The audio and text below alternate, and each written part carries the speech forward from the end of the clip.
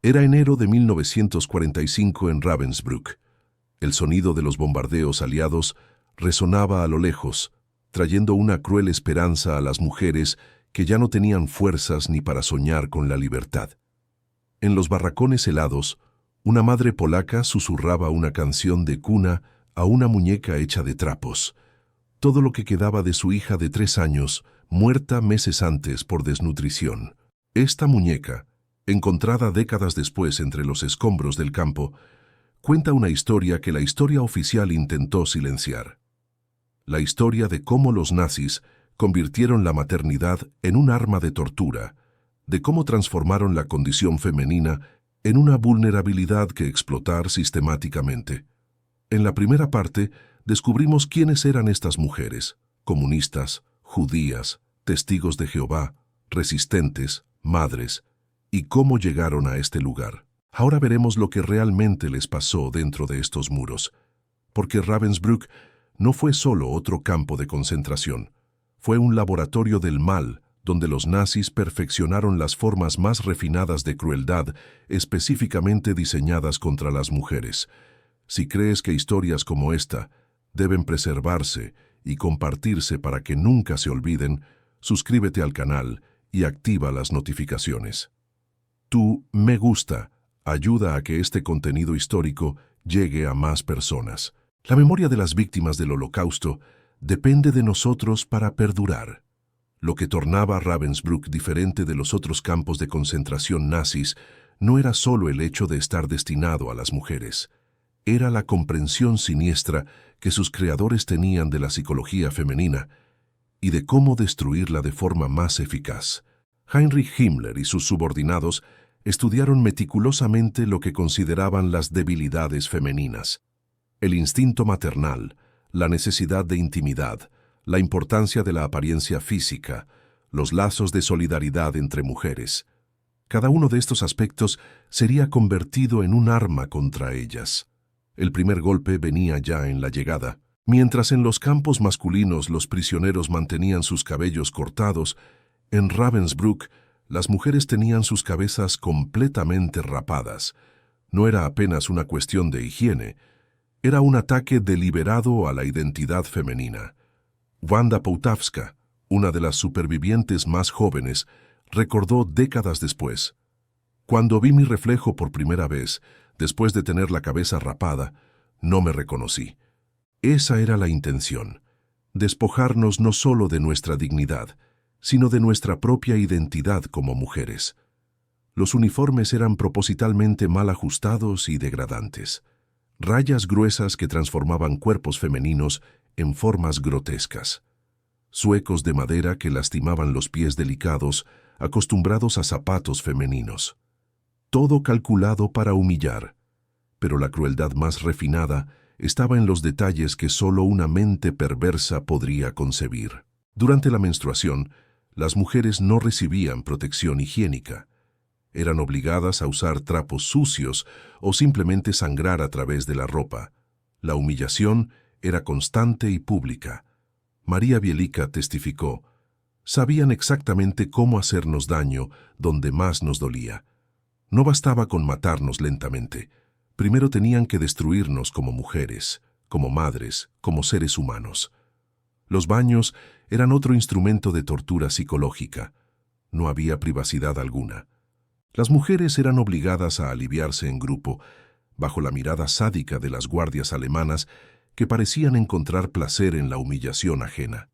La arquitectura del campo reflejaba esta comprensión siniestra de la psicología femenina. Los barracones eran deliberadamente superpoblados, no apenas para economizar espacio, sino para crear fricciones y conflictos entre las mujeres. Cuando seres humanos son forzados a vivir en condiciones subhumanas, los lazos de solidaridad pueden deshacerse. El racionamiento de la comida seguía la misma lógica perversa. Pequeñas porciones distribuidas, de forma que crearan competencia entre las mujeres. Aquellas que conseguían trabajos en la cocina eran constantemente sospechosas por las otras de robar comida. Los nazis sabían que el hambre extrema podía transformar hasta las personas más altruistas en seres desesperados. Dr. Percival Treite, Un de los médicos SS del campo explicó después de la guerra con frialdad clínica: las mujeres reaccionaban de forma diferente de los hombres al confinamiento. Eran más emotivas, más propensas a crear vínculos. Eso podía ser usado tanto a nuestro favor cuanto contra ellas. La desnudez se utilizaba como arma psicológica. Las prisioneras eran obligadas a permanecer desnudas durante los registros, los baños y los castigos. Los nazis sabían que para muchas mujeres esta exposición era una forma de muerte en vida. El pabellón de castigo era el epicentro del terror. Las presas condenadas a prisión agravada eran encerradas en una celda oscura, sin colchón ni manta, solo con un cubo y nada más. Muchas salían enloquecidas o muertas. Charlotte Delvaux, escritora francesa, testificó: el bloque de castigo no era lugar para seres humanos, era donde nos convertían en animales asustados. Las enfermedades se propagaban como la pólvora: tifus, disentería, tuberculosis, escorbuto. No había medicamentos, solo una enfermería que funcionaba más como una morgue. Las mujeres enfermas eran abandonadas a su suerte o eliminadas con inyecciones de veneno. El frío era otro enemigo. En invierno las temperaturas podían bajar hasta los 20 grados, pero las mujeres seguían trabajando al aire libre, vistiendo únicamente delgados uniformes. Muchas perdieron dedos por congelación, otras murieron congeladas durante la noche. La violencia sexual, aunque menos documentada debido a la vergüenza de las víctimas, era común. Los guardias alemanes y ucranianos violaban a las prisioneras con impunidad. Ravensbrück era el principal proveedor de mujeres para los burdeles establecidos en muchos grandes campos nazis al final de la guerra. Aunque las mujeres a menudo se ofrecían voluntarias para estos puestos, con la esperanza de evitar el trabajo físico más duro y tal vez recibir mejores raciones, la mayoría en realidad moría rápidamente debido al abuso sexual y la propagación desenfrenada de enfermedades venéreas. Pero quizás la crueldad más refinada fue la psicológica. Los nazis sabían cómo torturar la mente femenina. Separaban a madres de hijas, a hermanas entre sí. Obligaban a las mujeres a presenciar las ejecuciones de sus amigas. Era un sistema perfecto de degradación humana. Cada aspecto de la vida en el campo estaba diseñado para destruir no solo el cuerpo, sino, sobre todo, el espíritu. Esta comprensión diabólica de la naturaleza femenina fue lo que tornó Ravensbrück uno de los campos más eficaces del sistema nazi en quebrar el espíritu humano. No atacaban apenas los cuerpos, atacaban el alma femenina en sus aspectos más profundos. Si había algo que los nazis comprendían perfectamente sobre la naturaleza femenina, era el instinto maternal. Y si había algo que querían destruir completamente, era exactamente eso. En Ravensbrück, la maternidad no fue apenas negada, fue convertida en la forma más refinada de tortura psicológica. Es marzo de 1943. Una joven francesa llamada Claire Bouchacourt, de apenas 22 años, miembro de la Resistencia, descubre que está embarazada. Había sido violada por guardias ucranianos pocas semanas después de su llegada al campo. La noticia, que en cualquier circunstancia normal sería una bendición, aquí es una sentencia de muerte. La política nazi sobre embarazos en campos de concentración era cristalina. Bebés nacidos de madres indeseables debían morir, inmediatamente, delante de sus madres, como lección final sobre la futilidad de la esperanza. Pero en Ravensbrück, esa política alcanzó niveles de refinamiento cruel que desafían la comprensión humana. Los médicos SS desarrollaron métodos específicos para torturar mujeres a través de su condición maternal. El doctor Rolf Rosenthal, médico de las SS, y su novia Gerda Quernheim practicaban abortos forzados en mujeres embarazadas, frecuentemente sin anestesia. Una sobreviviente testificó: me sostuvieron en la mesa mientras el médico realizaba lo que llamaba un procedimiento de limpieza. Arrancaron a mi bebé de 6 meses en pedazos. Para las mujeres que conseguían esconder el embarazo y daban a luz en secreto, el destino era aún más cruel. Los recién nacidos eran separados inmediatamente de sus madres y ahogados, estrangulados o simplemente dejados morir de frío. Existe un testimonio particularmente perturbador de María Kushmierchuk.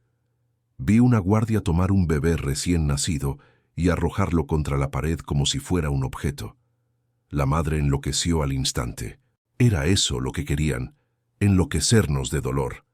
Pero había una crueldad aún mayor. Los experimentos de maternidad, conducidos por el doctor Karl Klauber y sus asistentes. Mujeres embarazadas eran sometidas a procedimientos médicos para probar los límites de la resistencia maternal. Algunas eran obligadas a dar a luz de pie sin asistencia, mientras médicos cronometraban el proceso. Otras tenían sus bebés retirados por cesáreas realizadas sin anestesia, mientras eran forzadas a permanecer conscientes para observar el procedimiento. El aspecto más diabólico era cómo esto afectaba toda la comunidad femenina del campo. Mujeres que habían perdido hijos se tornaron madres adoptivas de otras prisioneras más jóvenes. Creaban muñecas de trapo, contaban historias para dormir, compartían sus raciones ya escasas. Corrie ten Boom testimonió: las mujeres que perdieron sus bebés se convirtieron en madres universales. Cuidaron de todas nosotras como si fuéramos sus propias hijas. Era su manera de mantener viva la maternidad que intentaron robarnos. Esta solidaridad femenina, sin embargo, también se tornó una arma en las manos de los nazis. Guardias amenazaban lastimar las hijas adoptivas para controlar el comportamiento de las madres. La red de cuidado maternal, que debería ser una fuente de fuerza, se transformó en más una vulnerabilidad a ser explotada. Las esterilizaciones masivas eran otro método para negar la maternidad. Entre 120 y 140 mujeres romaníes fueron esterilizadas en enero de 1945. Todas fueron engañadas para firmar formularios de consentimiento. Niñas de apenas 8 años eran esterilizadas a través de la exposición directa de sus genitales a rayos X. Mujeres jóvenes, especialmente gitanas y judías, eran llevadas a exámenes médicos y regresaban incapaces de conceber. El doctor Horst Schumann, especialista en esterilización, desarrolló técnicas más eficientes específicamente para Ravensbrück. Sus anotaciones médicas, encontradas después de la guerra, revelan la mentalidad por tras de los procedimientos. El objetivo no es apenas impedir la reproducción, sino crear trauma psicológico duradero a través de la pérdida de la función reproductiva. Tal vez lo más cruel haya sido lo que aconteció con mujeres alemanas, especialmente esposas de oficiales nazis que a veces visitaban el campo. A ellas era permitido mantener sus bebés, que jugaban en el patio del campo delante de madres de otras nacionalidades que habían perdido sus hijos. Era una tortura calculada. Una sobreviviente polaca, Krystyna Zibulska, recordó: lo peor no era ver las crianzas alemanas jugando, era la esperanza que eso nos daba. Por un momento, pensábamos que tal vez nuestros hijos también pudiesen vivir. Entonces, recordábamos dónde estábamos. En marzo de 1945, 130 bebés y mujeres embarazadas fueron gaseados. La administración consideró satisfactoria la eficacia de la operación. Existen decenas de testimonios sobre niños que fueron arrojados vivos al crematorio, enterrados vivos, envenenados, estrangulados o ahogados en Ravensbrück. Varios niños también fueron utilizados para experimentos médicos sádicos. La crueldad y el sadismo de los nazis contra los niños no conocieron límites, y el destino de estas jóvenes víctimas fue absolutamente horrendo. Niños y bebés fueron condenados a muerte incluso antes de nacer. Algunas mujeres dieron a luz en secreto en los cobertizos, con la ayuda de otras prisioneras que arriesgaron sus vidas. Estos bebés permanecían ocultos durante unos días, alimentados con migas de pan remojadas en agua, pero rara vez sobrevivían más de una semana. El ataque nazi a la maternidad en Ravensbrück representó una de las formas más sádicas de genocidio. No solo matar una generación, sino impedir que naciera la próxima. Y hacer eso de una manera que convirtiera el instinto más sagrado de las mujeres en fuente de sufrimiento interminable. Para las mujeres del campo, era importante conservar cierta dignidad y sentido de humanidad. Muchas perdieron a sus madres y, como resultado, perdieron la poca protección que tenían. Muchas fueron víctimas de experimentos o asesinadas. Los niños solos no sobrevivían en el campo, pero las mujeres se ofrecían y actuaban como madres sustitutas, fabricando muñecas y cuidándolas. Lo más cruel es que muchas de estas mujeres descubrieron después de la guerra que sus hijos, que habían quedado en casa, también habían sido asesinados. Algunas nunca se recuperaron psicológicamente de esta doble pérdida. Pero incluso en ese infierno, el instinto maternal encontró la manera de perdurar. Redes de solidaridad femenina, madres adoptivas, mujeres que arriesgaron sus vidas para salvar a los bebés de otras mujeres. Todo esto demuestra que ni siquiera la mayor crueldad puede destruir por completo el amor maternal. Julio de 1942 en Ravensbrück. Un grupo de 75 jóvenes polacas son conducidas a lo que les dicen ser un examen médico de rutina. Son las más jóvenes y saludables de un reciente transporte de Lublin. Ignoran que fueron seleccionadas como conejitas, llamadas así porque serían usadas como animales de laboratorio. Lo que está por suceder representa uno de los capítulos más sombríos de la medicina nazi. Experimentos médicos realizados en mujeres vivas, sin anestesia, sin consentimiento, sin cualquier consideración por el sufrimiento humano. El profesor Karl Gebhardt, jefe del Departamento de Cirugía Ortopédica de la Universidad de Berlín y principal cirujano ortopedista de Alemania durante la Segunda Guerra Mundial, supervisó los experimentos de gangrena gaseosa sulfanilamida en Ravensbrück entre julio de 1942 y septiembre de 1943. Entre los asistentes del profesor Gebhardt estaban los médicos alemanes Fritz Fischer, Hertha Oberhäuser, Rolf Rosenthal y Gerhard Schidlowski. Todos ellos convirtieron el juramento hipocrático en una cruel broma.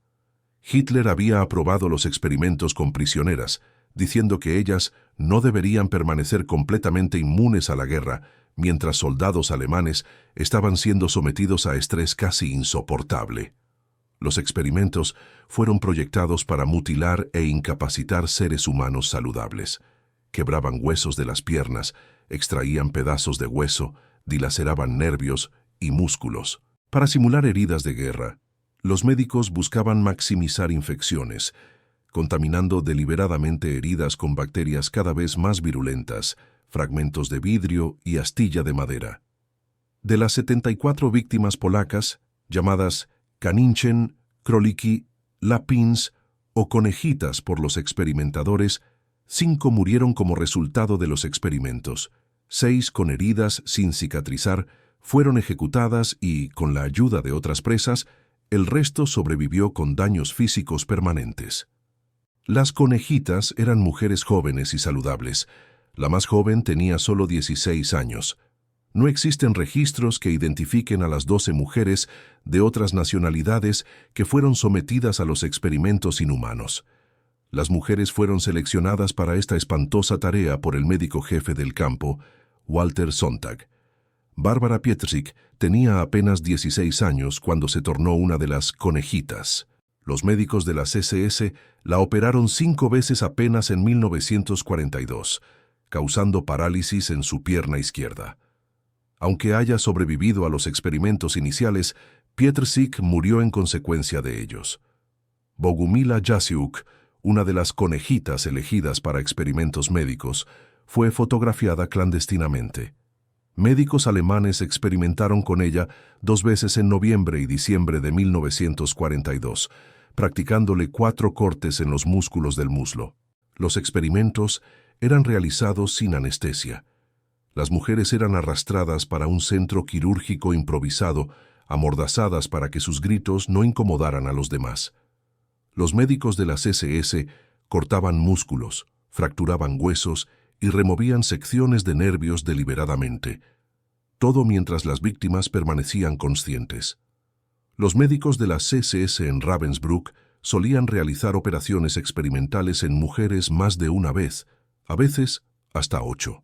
Solo en 1942 operaron a Barbara Pietrzyk 5 veces, causándole parálisis en la extremidad inferior izquierda.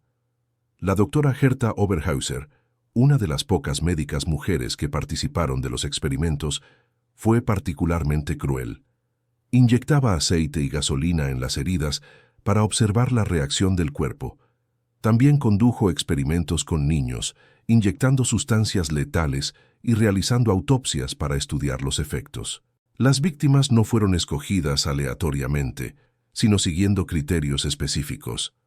Los médicos buscaban mujeres jóvenes y saludables para que los resultados fueran científicamente válidos. Preferían mujeres polacas porque las consideraban racialmente inferiores, pero biológicamente similares a las alemanas. Lo que tornaba esos experimentos particularmente perversos era la documentación meticulosa. Los médicos registraban cada procedimiento, fotografiaban las heridas, documentaban el progreso de las infecciones. Era ciencia aplicada al sufrimiento humano, medicina transformada en instrumento de tortura. Muchas de las conejitas desarrollaron estrategias de supervivencia. Algunas fingían estar más enfermas de lo que realmente estaban para evitar más experimentos. Otras formaron redes de apoyo, cuidándose mutuamente y compartiendo información sobre los procedimientos.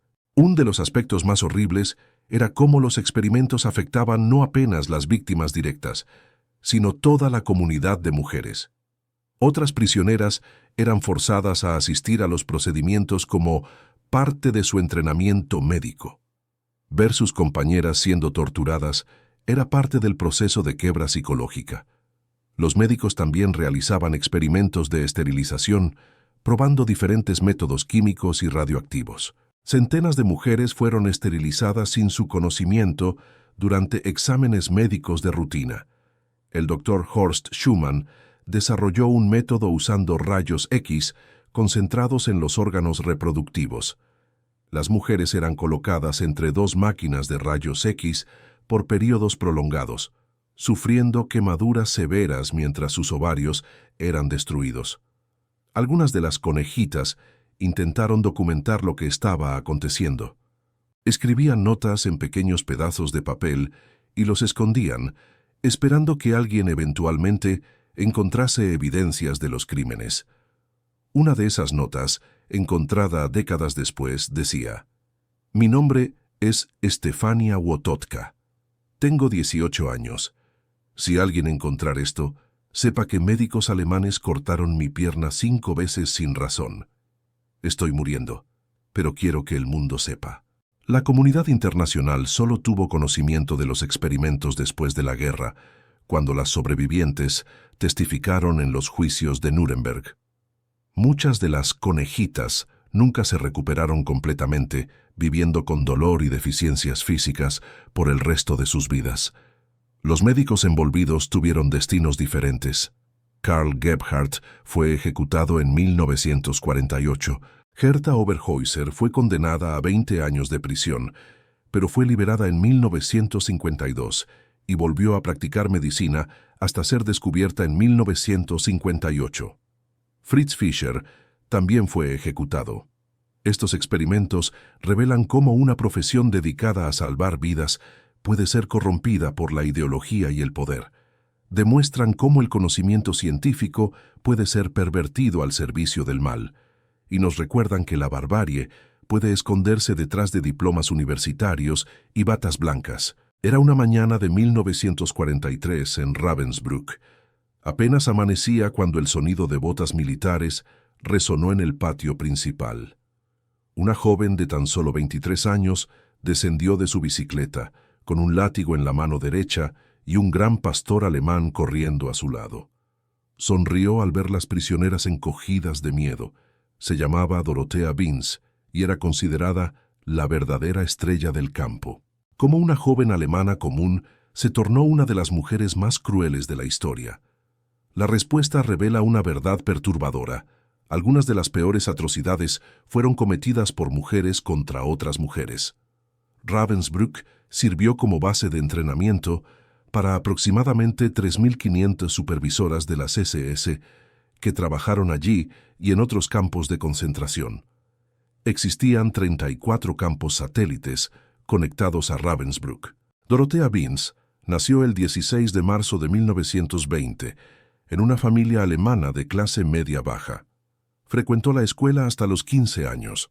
Se ofreció como voluntaria para trabajar en la cocina de Ravensbrück en agosto de 1939, a los 19 años, y el mes siguiente le fue ofrecido un puesto como Aufseherin, supervisora.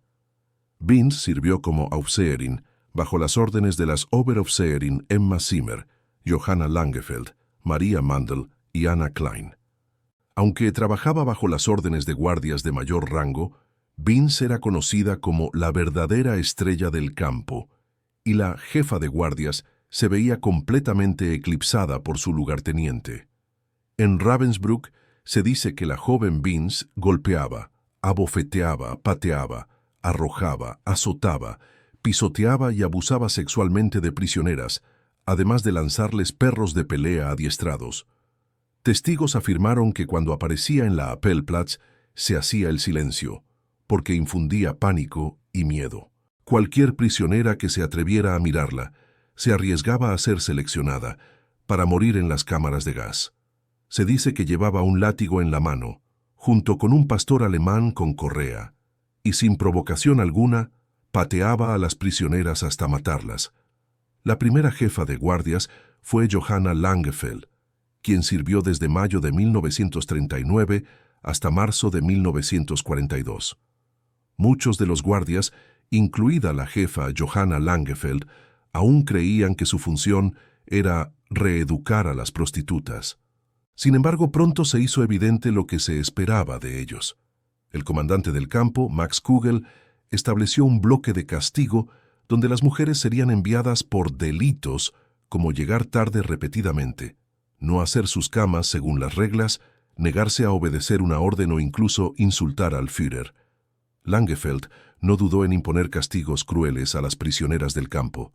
Podía mantenerlas de pie bajo el frío y la lluvia durante horas sin pestañear. Sin embargo, no aceptaba los azotes formales e incluso se horrorizaba ante los intentos médicos de vivisección realizados a los conejos del campo. Su secretaria, una reclusa, relató cómo se deprimió, se dividió entre el bien y el mal, e incluso sufrió terribles pesadillas. Langefeld acabó perdiendo su puesto por ser considerada débil. Maria Mandl, de 23 años, reemplazó a Langefeld como jefa de la Guardia Femenina. Su afición era encontrar cabellos rizados durante el pase de lista. Dejaba que las mujeres se alinearan y luego caminaba lentamente entre ellas, buscando rizos que sobresalieran de sus cofias. Si encontraba el que buscaba, golpeaba a la dueña del rizo. Luego mandaba a afeitar a la infractora y la hacía desfilar frente a los prisioneros con un cartel alrededor del cuello que decía: «Rompí las reglas y me peiné». Los prisioneros de Ravensbrück consideraban hipócritas a las guardias. En una ocasión, Mandl golpeó hasta la muerte a una mujer judía durante el recuento por alguna ofensa. Irma Grese, conocida como la Bella Bestia de Belsen, comenzó su carrera en Ravensbrück en 1942. Según los cargos contra ella en el juicio de Belsen de 1945, era una de las figuras más siniestras y odiadas de los campos. Testigos afirmaron que a menudo golpeaba a las mujeres hasta hacerlas caer al suelo. René Lacroix, prisionera francesa recluida en Ravensbrück, relató cómo varias guardias mataron a las más débiles y tiraron al suelo a muchas de las niñas, pisoteándolas. Al igual que los guardias masculinos de las SS, las guardias que entraban en los campos eran entrenadas para endurecer su carácter y castigar severamente a los prisioneros cuando fuera necesario. Muchas se acostumbraron a golpear y patear a los prisioneros, a veces hasta la muerte, con sus botas militares, porras, cachiporras y, en el caso de Irma Grese, un látigo de celofán. Para algunas, el atractivo de un trabajo estable y bien remunerado, con uniforme y alojamiento incluidos, era suficiente. Las guardias ganaban aproximadamente 185 marcos del Reich, considerablemente más que el salario promedio de las mujeres de la misma edad en trabajos no cualificados en fábricas, 76 marcos del Reich. Convertirse en guardia representaba un ascenso social para muchas de estas mujeres de clase baja y con poca educación. Aún así, la campaña de reclutamiento a partir de 1942 no logró atraer al gran número de prisioneras que las SS necesitaban para gestionar el creciente número de prisioneras. En su lugar tuvieron que recurrir al servicio militar obligatorio. Incluso Irma Grise afirmó que la bolsa de trabajo la envió a Ravensbrück y que no tenía otra opción. Cualquiera que hayan sido los motivos para convertirse en guardias, financieros, sed de aventura o servicio militar obligatorio, la ideología nazi estaba muy extendida y el maltrato de los enemigos del Estado era común.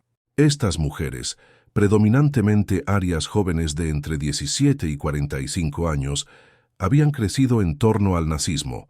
Muchas habían sido miembros de la Liga de Chicas Alemanas y habían crecido con la propaganda nazi. Durante su periodo de orientación en Ravensbrück, se impuso a los nuevos reclutas un entrenamiento ideológico adicional que incluía películas de propaganda como Jude Süß, y este se manifestó en violencia en cuestión de días. Una prisionera observó cómo una guardia tardó tan solo 4 días en transformarse. Vince supuestamente tenía un novio en el campo, un oficial de las SS llamado Edmund Browning. Se dice que la pareja daba románticos paseos por el campo para ver cómo azotaban a las prisioneras y luego se marchaban riendo. Durante los juicios, muchos guardias afirmaron que les dijeron que no podían abandonar sus puestos. Pero eso no era cierto. Los registros muestran que algunos nuevos reclutas abandonaron Ravensbrück en cuanto se dieron cuenta de lo que implicaba el trabajo. Se les permitió irse y no sufrieron consecuencias negativas. Lo más inquietante es que estas mujeres mantenían una fachada de normalidad. Los fines de semana frecuentaban cines, bares y festivales. Enviaban cartas cariñosas a sus familias. Muchas de estas mujeres nunca fueron juzgadas y pudieron retomar su vida normal. Para quienes sí lo fueron, su vida normal se convirtió en una perspectiva lejana. Antes de ser ejecutada, Dorothea Vince dijo: «Espero que no piensen que todos éramos malas personas». Estas palabras contradicen por completo las acciones que ella y las demás guardias del campo tomaron. La historia de los guardias de Ravensbrück nos obliga a afrontar una verdad incómoda. El mal no tiene género. Las mujeres pueden ser tan crueles como los hombres cuando el contexto lo permite. Era una noche de diciembre de 1943, en Ravensbrück. En el barracón 15, un grupo de mujeres francesas se reunió en silencio alrededor de un pedazo de papel escondido bajo un colchón roto. Bajo la luz tenue que se filtraba por la hendidura de la ventana, susurraban recetas de platos que solían cocinar en casa. Una de ellas anotaba cuidadosamente cada ingrediente, cada paso, como si fuera un tesoro. Esta es la historia de la resistencia femenina en Ravensbrück. No la resistencia de las armas y explosiones, sino la resistencia del espíritu humano, de la cultura preservada, de la dignidad mantenida incluso en el horror más absoluto. Rebecca Teitelbaum, judía belga, estuvo en Ravensbrück por 17 meses. Agotadas, con frío y hambre, hablaban sin parar de la comida que ansiaban, las comidas familiares que compartían y los platos que planeaban preparar si sobrevivían a la guerra. Cada mujer a su turno compartía recetas en un paradójico esfuerzo por combatir el hambre.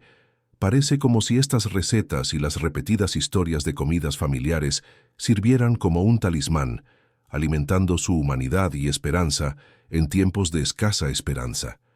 Rebecca consiguió papel robado de la fábrica de Siemens y creó un libro de cocina cosido con alambre. Suena absurdo, mujeres hambrientas hablando de comida, pero en realidad fue una genialidad. Cocinaron con su imaginación. Una forma de resistencia fueron los programas educativos secretos organizados por prisioneras para sus compañeras. Cada grupo nacional contaba con algún tipo de programa. Los más extendidos se impartían entre mujeres polacas, donde se impartían varias clases de secundaria.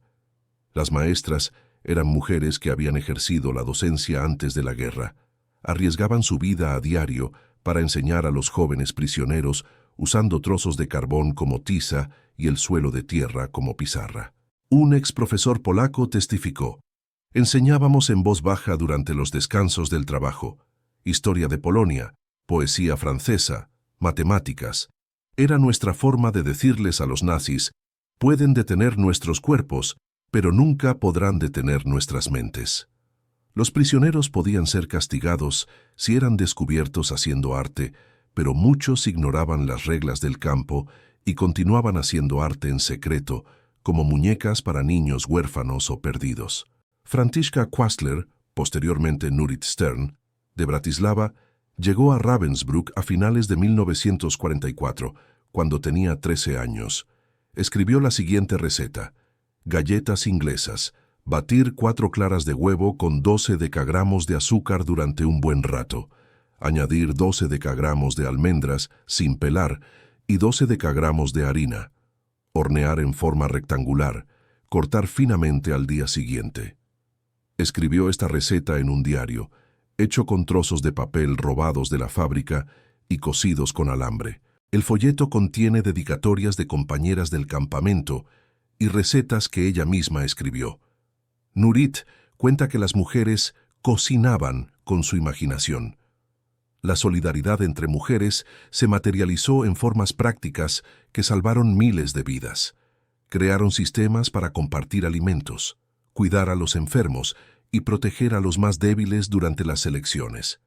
Las mujeres que habían perdido a sus hijos se ofrecieron como voluntarias para cuidar a niños huérfanos en el campo. Se las llamaba madres campesinas.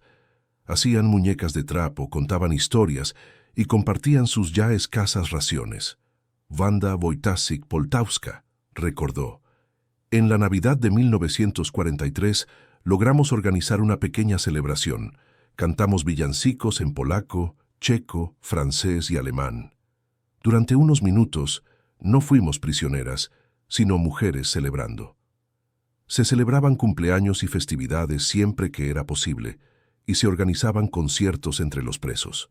Las mujeres se turnaban para cuidar a los niños pequeños tras el fallecimiento de sus madres. Algunas mujeres mantuvieron la cordura mediante la resistencia intelectual. Recitaban poemas de memoria, discutían filosofía y mantenían debates literarios durante el trabajo forzado. Charlotte Delbo, escritora francesa, testificó: recitamos a Baudelaire mientras llevábamos piedras. Hablamos de Sartre durante el pase de lista. Era nuestra manera de demostrar que la cultura francesa no ha muerto. Las mujeres crearon redes sofisticadas para transmitir información sobre el mundo exterior. Las noticias de la guerra llegaban mediante nuevos medios de transporte, y esta información se transmitía cuidadosamente de cuartel en cuartel. Desarrollaron códigos para advertir del peligro inminente. Una canción específica tarareada indicaba que los guardias se acercaban. Ciertas palabras en conversaciones aparentemente inocentes advertían de las elecciones. Sabiendo que podrían morir, muchas mujeres se dedicaron a memorizar nombres, fechas y eventos. Se convirtieron en archivos vivientes del horror, prometiéndose mutuamente que, si sobrevivían, contarían las historias de quienes murieron. Germaine Tillion testificó: hicimos un pacto. Quien sobreviviera contaría la historia de todos ellos. Memorizamos los nombres de los muertos, las fechas de las masacres, los detalles de los experimentos. Para muchas mujeres, especialmente las testigos de Jehová, la resistencia adquirió una forma espiritual. Se negaron a trabajar en la producción de armas, aún sabiendo que significaba la muerte. Una carta sacada clandestinamente del campamento decía: pueden quebrarnos el cuerpo, pero nuestra fe permanece intacta. Cada oración es un acto de rebelión, cada himno es una declaración de que el amor es más fuerte que el odio. La resistencia femenina en Ravensbrück demuestra algo fundamental. Incluso en medio de la mayor crueldad, la cultura, el arte, la educación y el amor encuentran la manera de sobrevivir. Las mujeres de Ravensbrück no necesitaron armas para resistir. Usaron lo que los nazis nunca lograron arrebatarles: su humanidad. Era 1945 y el sonido de los cañones soviéticos resonaba cada vez más cerca de Ravensbrück. Heinrich Himmler había dado una orden clara: hay que eliminar todo rastro de los crímenes nazis antes de que lleguen los aliados. Para las mujeres de Ravensbrück, Esto significa que ha llegado la hora de morir. Fue en este período final, cuando la derrota alemana se hizo inevitable, que los nazis revelaron su verdadera cara. Eran cobardes que sabían que eran criminales y trataban desesperadamente de encubrir sus crímenes. A principios de 1945, las SS instalaron una cámara de gas improvisada en una barraca junto al crematorio. Entre finales de enero y abril de 1945, entre 5.000 y 6.000 prisioneras fueron gaseadas allí, incluyendo a unas 100 prisioneras del campo masculino. La cámara de gas de Ravensbrück no se parecía a las grandes instalaciones como Auschwitz. Era pequeña, improvisada, construida a toda prisa por nazis desesperados, pero era igual de mortífera. Un guardia de las SS testificó: la cámara se construyó en pocas semanas. Era primitiva pero eficiente. Podíamos matar a unas 150 mujeres a la vez. El proceso de selección para las cámaras de gas era particularmente cruel. Los prisioneros enfermos eran separados durante las inspecciones médicas. Las mujeres que ya no podían trabajar eran marcadas para la muerte, pero también lo eran las mujeres demasiado sanas, aquellas que podían testificar. Un sobreviviente relató: llegaban temprano por la mañana con listas en la mano, gritaban nombres. Algunos eran viejos y enfermos, otros eran jóvenes y demasiado fuertes. El criterio era eliminar a los testigos. Las ejecuciones por fusilamiento también se intensificaron. A partir de 1941, Ravensbrück también sirvió como lugar de ejecución. Innumerables mujeres fueron fusiladas. El grupo más numeroso ejecutado fue el de 200 jóvenes polacas, miembros del Ejército Nacional. Las técnicas de ejecución en Ravensbrück evolucionaron con el tiempo. Inicialmente a los prisioneros se les disparaba por la espalda. Posteriormente, las mujeres eran trasladadas a un centro de exterminio del programa T4 o a Auschwitz para ser gaseadas. Los prisioneros en Ravensbrück también eran ejecutados mediante inyección letal e incinerados en la cercana ciudad turística de Fürstenberg. Los conejos polacos, supervivientes de los experimentos médicos, corrían especial peligro. El 4 de febrero de 1945 se enteraron de que las SS irían a buscarlos a la mañana siguiente para eliminarlos como prueba. Durante la noche, mientras los conejos permanecían despiertos escribiendo cartas de despedida, los demás reclusos urdieron un plan para ocultarlos durante el pase de lista, justo delante de las SS, y funcionó. Los conejos permanecieron ocultos durante 3 meses hasta su liberación. Poco antes del final de la guerra, siguiendo una orden de evacuación de Heinrich Himmler, el comandante del campo Fritz Suren obligó a las más de 20.000 prisioneras restantes a marchar hacia el noroeste en varias columnas. Estas marchas de la muerte comenzaron en abril de 1945. Mujeres enfermas, exhaustas y hambrientas fueron obligadas a caminar cientos de kilómetros. Quienes caían eran fusilados en el camino. Un sobreviviente de la marcha testificó: caminamos durante días sin comida, solo con la ropa que llevábamos puesta. Las mujeres caían cada pocos metros. Los guardias las ejecutaban donde caían y nos obligaban a seguir caminando sobre los cadáveres. Unas 24.500 prisioneras iniciaron estas marchas. Miles murieron en el camino, de agotamiento, hambre, frío, o fueron ejecutadas. Fue el acto supremo de crueldad nazi, matar incluso cuando la guerra ya estaba perdida. Poco antes del final de la guerra, las Cruz Rojas Internacional sueca y danesa evacuaron a aproximadamente 7.500 prisioneras a Suecia, Suiza y Francia. Esta operación salvó miles de vidas en los últimos días del campo. Ante la proximidad del ejército soviético en la primavera de 1945, los prisioneros alemanes fueron liberados, una decisión que reveló la hipocresía nazi. Incluso al final, las vidas alemanas valían más que todas las demás. Unas 500 mujeres fueron entregadas a la Cruz Roja en los últimos días. En su mayoría, eran ciudadanas de países occidentales, en un intento desesperado de los nazis por obtener clemencia. Paralelamente al exterminio de testigos, los nazis se esforzaron por destruir toda evidencia de sus crímenes. Quemaron documentos, Demolieron estructuras, excavaron tumbas e incineraron cadáveres. Fritz Surren, el último comandante de Ravensbrück, huyó con sus guardias en los últimos días de abril de 1945. Abandonaron el campo como ratas que huyen de un barco que se hunde, dejando atrás a unas 2000 mujeres enfermas y debilitadas. La cruel ironía es que esta prisa por encubrir crímenes solo confirmó el sentimiento de culpa de los nazis. Si realmente creían que estaban haciendo algo justificable, ¿por qué tanta prisa por destruir pruebas? Fue el final de 6 años de horror, pero para muchas mujeres era demasiado tarde.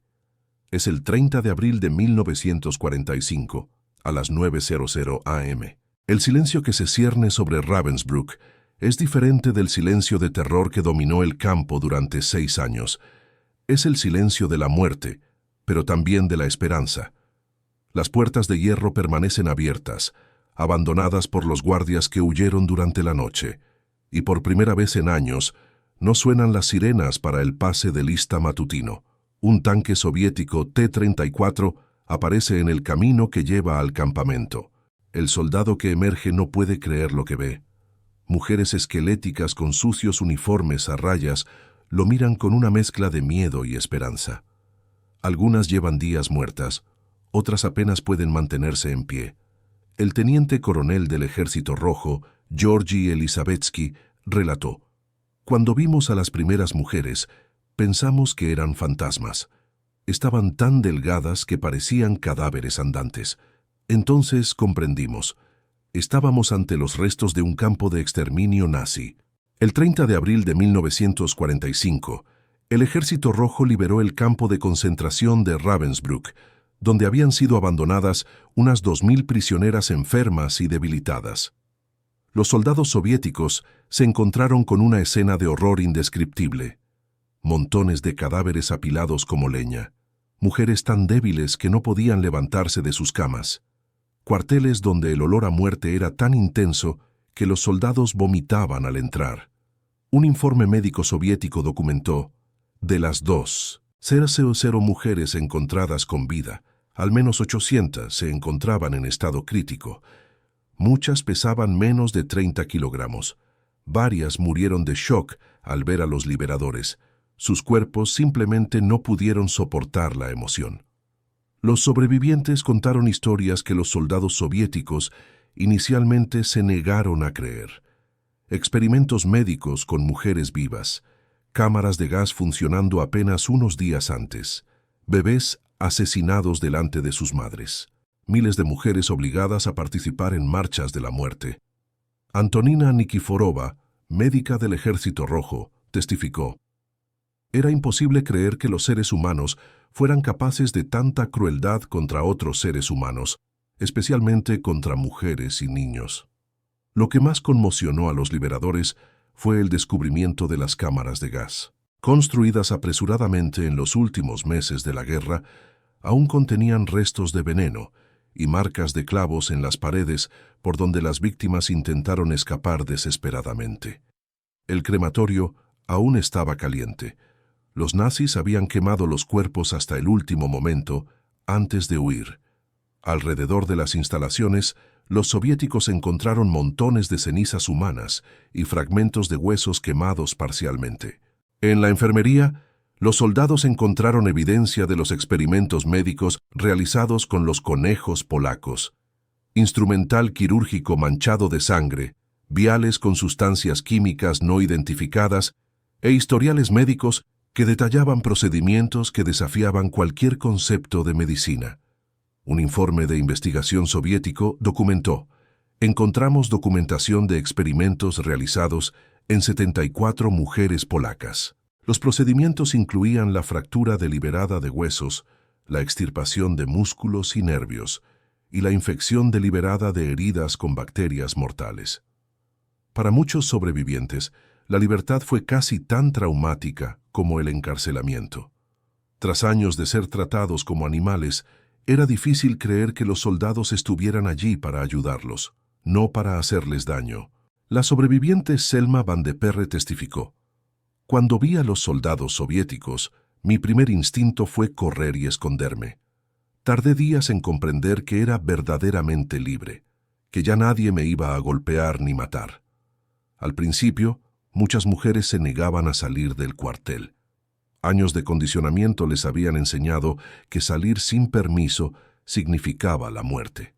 Los médicos soviéticos tuvieron que entrar en el cuartel para convencerlas de que era seguro aceptar ayuda. Los médicos soviéticos se enfrentaron a desafíos únicos. ¿Cómo alimentar a personas que habían padecido hambre durante años sin comprometer sus ya debilitadas funciones digestivas? ¿Cómo tratar heridas que habían permanecido abiertas durante meses? ¿Cómo cuidar de las mentes que habían presenciado horrores inimaginables? Muchas de las mujeres liberadas murieron en las primeras semanas tras la liberación. Sus cuerpos, destrozados por años de hambre y maltrato, simplemente no se adaptaban a la alimentación normal. Fue cruel. Sobrevivir al infierno nazi solo para morir cuando finalmente llegó la libertad. Entre los sobrevivientes se encontraba la escritora Corrie ten Boom, quien fue encarcelada con su familia por albergar judíos en su casa de Haarlem, Países Bajos. Documentó su terrible experiencia junto a su hermana Betsy ten Boom en el libro El escondite. La condesa polaca Karolina Lankorowska, historiadora del arte y autora de Miguel Ángel en Ravensbrück, estuvo encarcelada allí entre 1943 y 1945. Los agentes del SOE que sobrevivieron fueron Yvonne Basseden y Eileen Nerne, quien fue encarcelada en 1944. Las primeras semanas tras la liberación fueron caóticas. Los soldados soviéticos intentaron documentar los crímenes, mientras los médicos luchaban por salvar a los supervivientes. Los periodistas llegaron para documentar las pruebas, pero a menudo no podían creer lo que veían. Un periodista soviético escribió: «No existen palabras en ruso, alemán, ni en ningún otro idioma para describir lo que vimos en Ravensbrück. Es como si el lenguaje humano no hubiera sido creado para expresar tanta crueldad». Las mujeres que lograron recuperarse físicamente se enfrentaron a un nuevo reto: ¿cómo retomar la vida normal? ¿Cómo explicarles a sus familias lo que habían vivido? ¿Cómo dormir sin pesadillas?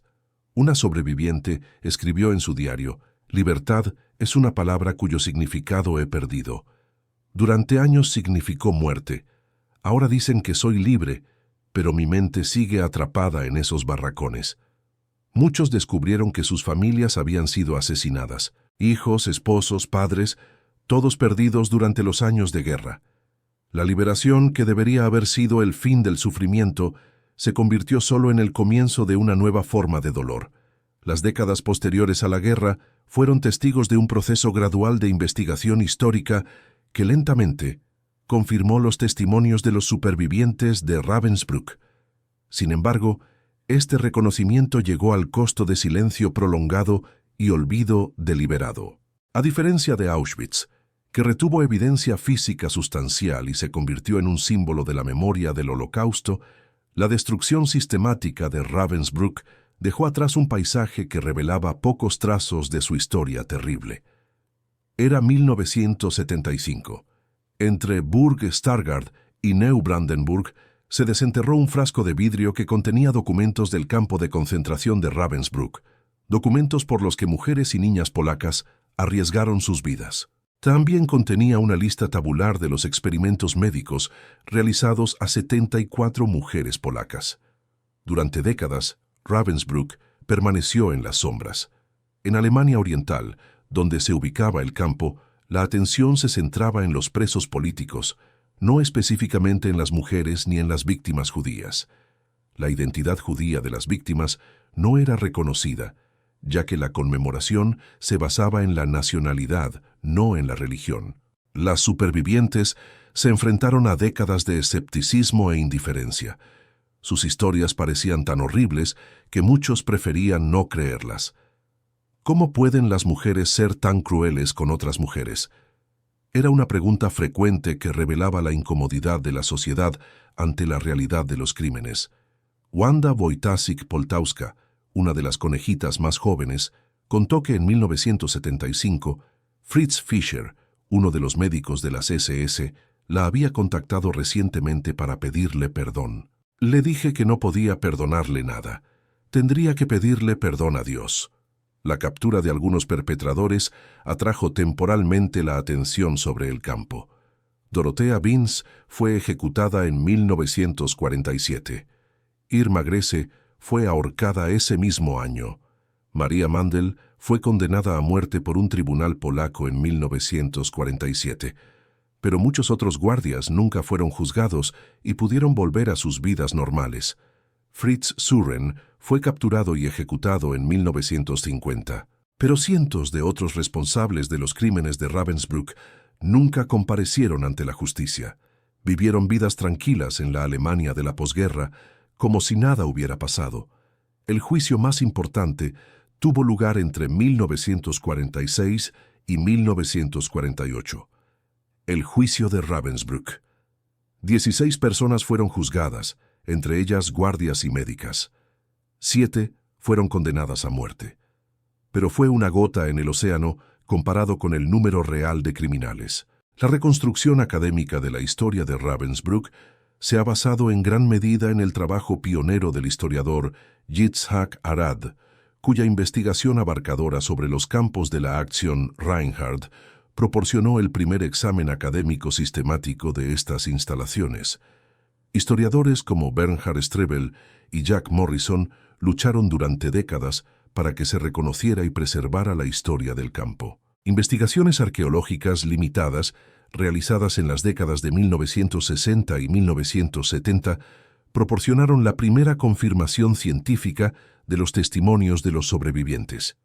Estas excavaciones, limitadas en alcance debido a la designación del sitio como memorial, aún así descubrieron fragmentos de hueso, ceniza y pertenencias personales que validaron los relatos de asesinato en masa que habían sido preservados en las memorias de los sobrevivientes. En 1993 se inauguró un monumento conmemorativo en el lugar donde se encontraba el antiguo campo. Sin embargo, tuvieron que pasar casi 50 años desde la liberación para que Ravensbrück recibiera el reconocimiento adecuado como lugar de conmemoración. Hoy, el monumento conmemorativo de Ravensbrück recibe a miles de visitantes cada año. Las exposiciones permanentes cuentan la historia de las mujeres que estuvieron encarceladas allí, los experimentos médicos, las guardias femeninas y la resistencia que floreció incluso en medio del horror. Pero quizás el recuerdo más impactante sean los propios relatos de las sobrevivientes. Mujeres como Corrie ten Boom, Charlotte Delbo, Germaine Tillion y muchas otras dedicaron sus vidas después de la guerra a contar sus historias. Escribieron libros, dieron conferencias y testificaron en juicios. Sabían que si no hablaban, Ravensbrück caería en el olvido para siempre. Y tenían motivos para temer. Durante décadas, el campo fue ignorado deliberadamente por la historia oficial. El libro de Sarah Helm, publicado en 2015, Ravensbrück, Vida y muerte en el campo de concentración de Hitler para mujeres, renovó la atención internacional sobre el campo. Basado en cientos de entrevistas con sobrevivientes, el libro reveló al mundo moderno la magnitud de los crímenes cometidos contra las mujeres.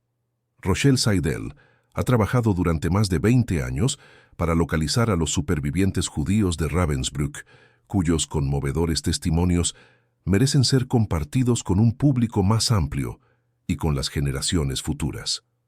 Hoy, solo quedan unos pocos sobrevivientes. Tienen más de 90 años y sus voces están siendo silenciadas una a una. Pronto, ya no habrá testigos vivos de los crímenes de Ravensbrück.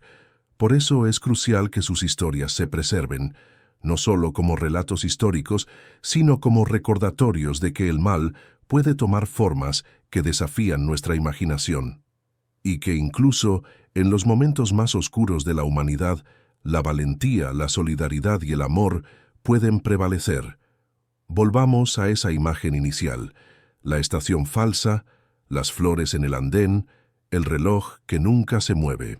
Tras esta mentira cuidadosamente construida, más de 130.000 mujeres encontraron su destino. Lo que había dentro de esos barracones donde tantas mujeres murieron es irrecuperable, porque aún resuena en las voces de quienes sobrevivieron para contarlo. Sus palabras son monumentos más perdurables que cualquier piedra. Al honrar a quienes perecieron, afirmamos que el intento de borrarlos fue infructuoso. Su memoria perdura en las historias que se transmiten, en la investigación que preserva los hechos y en la conciencia de la humanidad. Recordar Ravensbrück no es solo afrontar las profundidades de la crueldad humana, sino también reconocer el poder perdurable del testimonio, de la memoria y de no dejar que prevalezca el silencio. La historia de Ravensbrück nos muestra la capacidad humana para el mal absoluto, pero también demuestra que incluso en la oscuridad más profunda, la luz de la dignidad humana jamás puede extinguirse por completo. Si crees que es importante preservar estos recuerdos, comparte este video. Las voces de los sobrevivientes de Ravensbrück merecen ser escuchadas. Su valentía al hablar sobre el horror que vivieron es un regalo para toda la humanidad, una advertencia de lo que no debe volver a suceder. La historia de Ravensbrück es también nuestra historia. Es una advertencia sobre lo que puede suceder cuando la humanidad abandona sus valores más básicos, pero es también un testimonio del poder indestructible del espíritu humano. Mientras recordemos, ellas no habrán muerto en vano. La historia que acabas de conocer es solo la segunda parte de un horror aún mayor, pero para comprender completamente cómo fue posible que Ravensbrück se convirtiera en el infierno que hemos descrito, necesitas conocer sus orígenes. El video que aparece ahora en tu pantalla, el campo nazi donde el sufrimiento de las mujeres fue silenciado por la historia, Ravensbrück, parte 1, te revelará cómo Heinrich Himmler concibió este campo específicamente para mujeres, quienes fueron las primeras víctimas, y cómo los nazis perfeccionaron sus métodos de tortura psicológica femenina. Es una historia que merece ser contada completa.